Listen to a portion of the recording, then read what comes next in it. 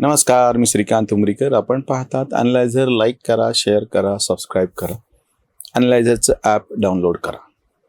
काल 27 मार्च होता, म्हणजे जागतिक रंगभूमी दिन.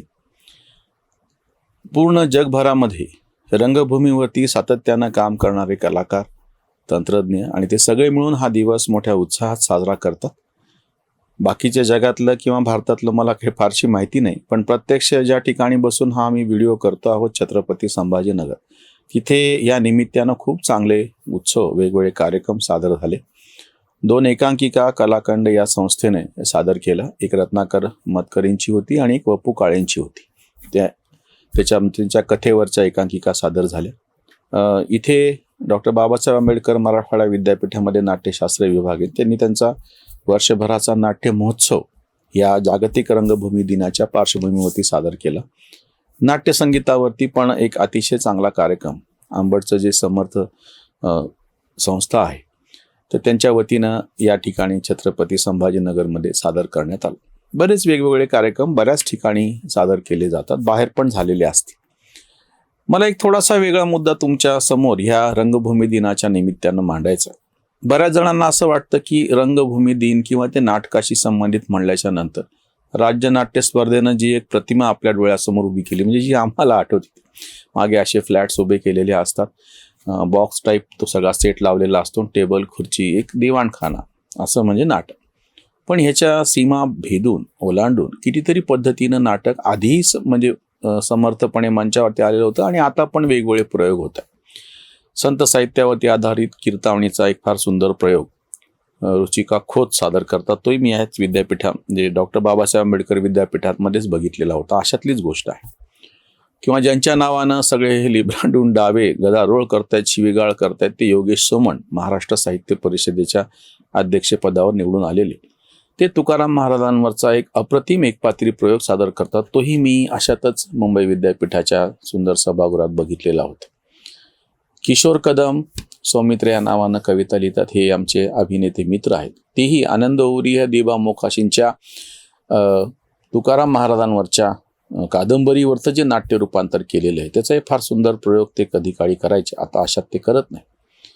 म्हणजे मंचावरती सादर होणारं बॉक्स टाईप नाटक सोडून असे कितीतरी वेगळे प्रयोग, अभिवाचनाचे प्रयोग होतात. इस्किलार नावाची जी कथा आहे, जी कुलकर्णींची, त्याच्यावरचा एक वेगळा असं त्याच्यावरचं नाटक कुमार देशमुखांनी लिहिलं होतं आणि त्याचा एक अभिवाचनाचा फार चांगला प्रयोग. म्हणजे खरं तर ते सगळे समोर वाचण्यासाठी फक्त बसलेले आहेत, पण लाईट्सचा आणि संगीताचा म्हणजे ध्वनी प्रकाश यांचा वापर करून तो अभिवाचनाचा प्रयोग इतक्या सुंदर पद्धतीनं सादर झाला. असे कितीतरी उदाहरणं सांगता येतात. त्याच्यामुळे आपण जो विचार करतो की फक्त एक नाटक म्हणजे बॉक्स टाईप नाटक आहे, ह्याच्याशिवाय मंचावरती असं वेगवेगळ्या पद्धतीचं सादरीकरण विद्यापीठातल्याच म्हणजे विद्यापीठाच्याच नाट्यगृहामध्ये NSD national school of drama दिल्लीची जी संस्था आहे, वामन केंद्रे जेव्हा त्याचे संचालक होते, आणि आंतरराष्ट्रीय पातळीवरचा एक नाट्य महोत्सव तिथं सादर झाला होता. कॅलिगुलासारखं एक नाटक, रॉशमन, किंवा त्याच्यानंतर दुसरं जे नाटक होतं युजीन ओनिलचं. मी त्याच्यात वैशिष्ट्य तुम्हाला सांगतो की एरवी आपण असं बघतो की नट येतो, काहीतरी संवाद बोलतो आणि त्याची मधली जी कृती असते ते कंसामध्ये असं लिहिलेलं असतं, आणि प्रत्यक्ष नट जे बोलतो आणि त्याच्याशिवाय जे लिहिलेलं असतं की तो इकडे वळतो, दरवाजा उघडतो किंवा तिकडे बघतो चमकून, अशा ज्या सूचना असतात, रंग सूचना दिलेल्या असतात त्याच्यामध्ये, ते नाटक नेमकं उलट्या पद्धतीने त्यांनी सादर केलं की सगळेच्या सगळे संवाद कोणीतरी शांतपणे बसून वाचतं आहे आणि मधल्या ज्या रंग सूचना आहेत त्याच्याप्रमाणे ते सगळे नट तिथं प्रत्यक्ष वावरत आहेत, त्यांच्या तोंडी संवादच नाही. हा अतिशय वेगळा प्रयोग. किंवा मणिरत्नम, त्याच्यानंतर रतन थियाम सारखे मणिपूरचे जे महान दिग्दर्शक आणि लोककला म्हणजे नाट्यकलावंत होते, त्यांचं उरुभंगम सारखं नाटक मी जेव्हा बघितलं आणि जी त्यांच्या त्या सगळ्या ह्यांची जी सगळी त्याच्यासाठीच्या नृत्याच्या रचना ज्या पद्धतीनं, ज्या लयबद्ध पद्धतीनं सगळं त्या नटांचा सगळा जो वावर मंचावरचा होता, किंवा अगदी पार कालिदासाच्या काळामध्ये कशा पद्धतीनं नाटक सादर होत होतं. मार्गनाट्य म्हणून PL भट्टाचार्य आहे, त्यांना नंतर पद्मश्री पण मिळालं, आणि ते त्या जुन्या पद्धतीनं नाटक सादर करतात, मार्गनाट्य त्याला असं म्हणतात. आणि त्या सगळ्याची वेशभूषा ऑस्कर पुरस्कार विजेत्या भानू आथे यासारख्यांनी केलेली होती. म्हणजे ते पाहत असताना जाणवतं की आपण असं काहीतरी अप्रतिम असं जुन्या ह्याच्यातलं बघतो आहे, पण त्याच्यातले बारकावे आपल्याला कळत नाहीत. आणि मग जेव्हा मी त्या दिग्दर्शक आणि त्या नटांशी संवाद साधल्या लक्षात आलं की त्या काळामध्ये शिंपी नव्हता म्हणून शिवलेली वस्त्र नावाची गोष्ट नव्हती, फक्त कापड विणण्याची कला आपल्या होती. ते कापड गुंडाळल्या जायचं, कमरेला गुंडाळायचं, खांद्यावर घ्यायचं उत्तरीय. स्त्रियांची पण तशी वेशभूषा किंवा प्रत्यक्ष डोक्यावरती केस बांधायचे असतील तर त्याचा वापर करून घेऊन असं त्याचाच एक ज्याला म्हणतो मुकुटासारखं केलं जायचं. हे सगळं जशाला तसं केवळ वेशभूषेतून तो तसा वापर करून घेऊन त्यांनी तसं केलं आणि प्रत्यक्ष ते मंचावरती सादर झालं. त्याच्यानंतर काही वेळा अप्रतिम असं प्रकाश योजना केली जाते. त्या संदर्भातला ते एक मला आवर्जून तुम्हाला सांगायचे. म्हणजे आपण नुसतं नाटक म्हणतो, पण ते किती अंगानं, किती वेगवेगळ्या पद्धतीनं आपण ते समजून घेऊ शकतो. दशावतार असे दाखवत असताना रावणाची 10 त्याच्यामधला एक प्रसंग असा होता, रामायणातला प्रसंग, दशावतार नाही, रामायणातला प्रसंग होता. त्याच्यामध्ये रावण दाखवायचा होता. रावण दाखवत असताना त्याचे जे 10 हे दाखवायचे होते चेहरे, तर ते कशा पद्धतीनं दाखवायचे, त्यांनी जे 10 जण उभे केलेले होते ते जवळपास एका रांगेमध्ये उभे होते आणि बाजूनं लाईट होतं. आणि तरी ते 10च्या 10 जण कसे दिसू शकले वेगळे, तर ते थोडेसे मागं पुढं अंतरावर ते अशा पद्धतीनं उभ्या केलेले होते आणि साईडनी लाईट लावून त्यांच्या ते 10 चेहऱ्याचा इफेक्ट दिलेला. म्हणजे अशा कितीतरी शक्यता आहेत. किंवा नृत्य आणि नाटक एकत्र करून, संगीताचा वापर करून घेऊन, किंवा नुसतंच तुम्ही मंचावरती बसलेले आहात. तुम्हारी अमृता नावाचा एक फार सुंदर प्रयोग शबाना आझमी आणि मला वाटतं फारुख शेख सादर करायचे. दोघं 2 बाजूला बसलेले, तर नुसतं पत्रांचं वाचन करतायत. दोघांवरती असे फोकस ठेवलेले, फोकस आहेत, बाकी सगळा अंधार आहे. इतका अप्रतिम असा तो प्रयोग असायचा. किंवा मोगले आझम सारखं इतकं सुंदर सिनेमा, त्याचं एक नाट्य रूपांतर करून त्याचा एक फार सुंदर प्रयोग काही दिवसांपूर्वी मुंबईमध्ये सादर झालेला होता.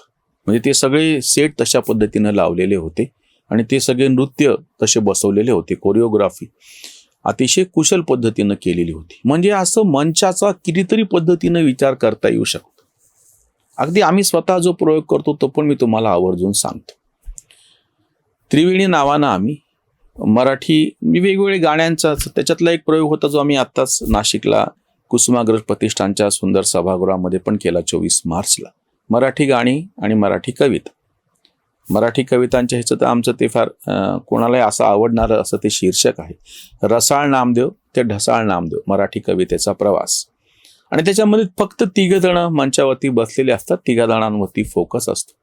एक जो गायक कलाकार आहे तो प्रत्यक्ष गातो आणि कीबोर्ड फक्त त्याचे काही बीट्स फक्त वापरतो मध्ये. फिमेल एक गायिका आणि मी एक त्याचं निवेदन करणार, त्याला बोलवाद्य आम्ही असं म्हणतो.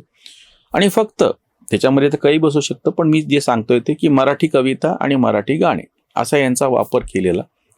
आता हा जो मंचावरचा जो अनुभव असतो, नुसताच हा कार्यक्रम म्हणलं तर वेगळं, पण त्याच्यामध्ये तुम्हाला लाईट्सचा वापर करायचा आहे. त्याच्यामध्ये हे लाईव्ह असं म्युझिक, जिवंत असं संगीत तुमच्या समोर ऐकू येतं.